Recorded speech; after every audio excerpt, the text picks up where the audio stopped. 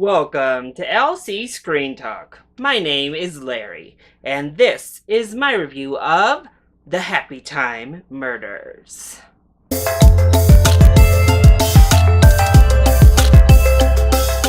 I was actually pretty excited to see the Happytime Murders. For starters, I think Melissa McCarthy gets a whole lot more flack than she deserves online. I think people are really hard on her in comparison to a lot of other comedians, and I find her brand of humor overall really fun and funny.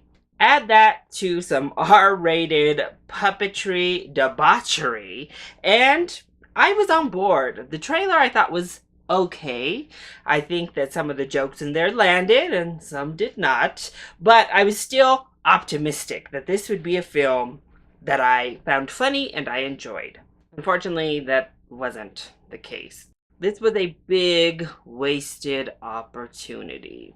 But let's go ahead and talk about the positives first. So to be honest, the ending credits were actually maybe my favorite part of the entire film because we got to see behind the scenes. We saw the magic that brought these puppets to life, and I thought it was really cool to see. So I commend the director and editors for putting that all in there and bringing the magic to life. I thought it was really cool to see all of that. So the ending credits were great. I thought they were actually really a nice touch.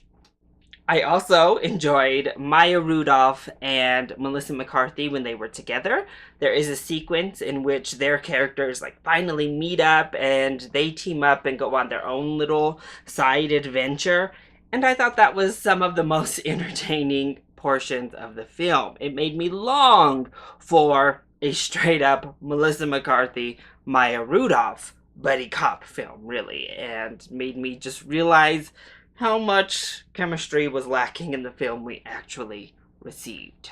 And in a comedy that throws this many jokes out, of course, there are some that land. Not really many, but there are some moments that land, and the premise is definitely intriguing, but that's where all of my positives really end, because this all felt like a big wasted opportunity. And really, in that, it feels like a gimmick that did not need to be a full-length feature film. It was not ready for a full-length feature film treatment. First of all, the story is just so bland and boring and paint by the numbers. Now, I do think that it can work to a film's advantage if you are stepping out a little bit, if you are adding diversity where there hasn't been before, or you're adding a new sexual orientation where we haven't seen it applied previously, then I think it can be okay to overlay some new ground over the top of a familiar storyline. Being familiar in and of itself is not necessarily a negative. However, when you're a comedy and I'm not laughing at all, then I'm focusing on that story. I'm zeroing in on the story you're trying to sell, and it's bare bones. It's run by the mill. It is just so blech, without any sort of creativity thrown in. And as I just said, it's not funny.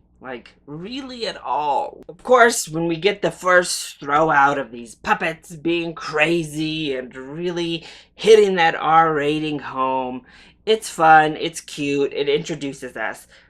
But the film doesn't really have a joke beyond that, if I'm being honest. I think there are a couple moments that make you giggle. Melissa McCarthy's able to put a little bit of her brand of humor in there and land a joke or two, but it's not funny. It's a one-trick pony, and that trick gets old very fast. Because if you replaced all of the puppets in this film with human beings, none of the jokes work anymore. Now it is just not funny at all.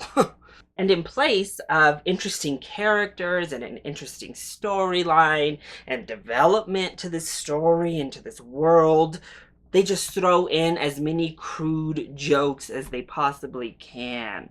It's literally just rude and crude and nasty and vulgar, just to be rude and crude and nasty and vulgar, and it serves no greater purpose to the story, to the world, to anything. The movie is very short, actually. I think it's only an hour and a half, tops. and it felt so much longer than that. So I don't really have much else to say. It's just a huge missed opportunity with a bland, predictable, who cares story that just throws in raunchy puppets over the top of it to try to bring life to this bare bones story, but a one-trick pony does not a feature film make. This was definitely a huge letdown for me. So I would give this a rental. I think there is definitely an audience for this brand of humor. If you like lots of potty humor, lots of vulgarity for vulgarity's sake, if puppet sperm sounds like a joke that will keep you laughing, then maybe this is even worth more than a rental to you. But the highest I can give this film is a rental. So, that is my review of the Happytime Murders. I hope you enjoyed it. If you did, go ahead, click like down below, and subscribe to the channel so you are always up to date on our latest videos.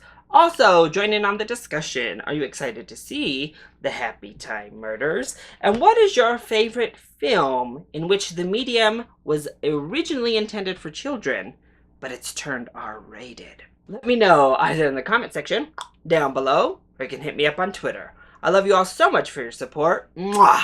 Thank you for watching, and I'll see you next time. Bye!